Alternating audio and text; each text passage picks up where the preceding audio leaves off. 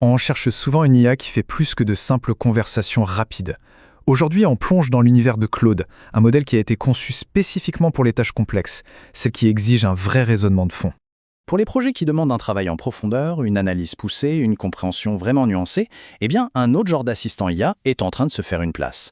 Et son nom, c'est Claude. Alors, au programme pour cette analyse, d'abord on va décortiquer ce qui rend Claude si particulier. Ensuite, on verra concrètement comment il peut booster le travail des développeurs et des créateurs. On explorera aussi une technique un peu avancée pour décupler sa puissance. Et enfin, on regardera comment on peut y avoir accès. Alors, entrons dans le vif du sujet. Qu'est-ce qui rend Claude si différent des autres ? En fait, plutôt que de le voir comme un concurrent direct, il faut vraiment le penser comme un outil complémentaire, un spécialiste.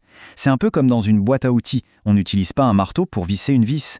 Claude, lui, il excelle précisément là où d'autres modèles sont peut-être moins à l'aise. L'une de ses fonctionnalités les plus bluffantes, c'est son immense fenêtre de contexte. 200 000 jetons.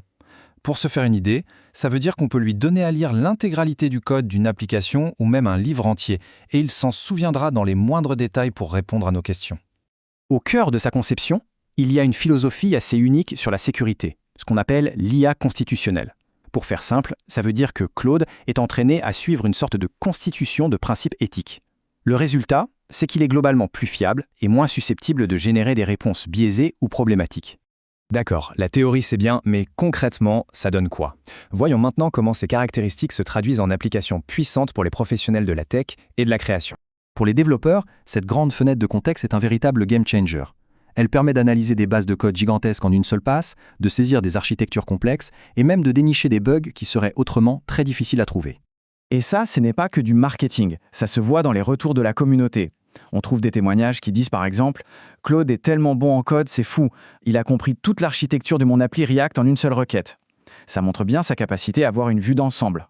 Pour les créateurs de contenu, la force de Claude, c'est de pouvoir produire du contenu cohérent qui respecte une ligne éditoriale, et ce, à grande échelle.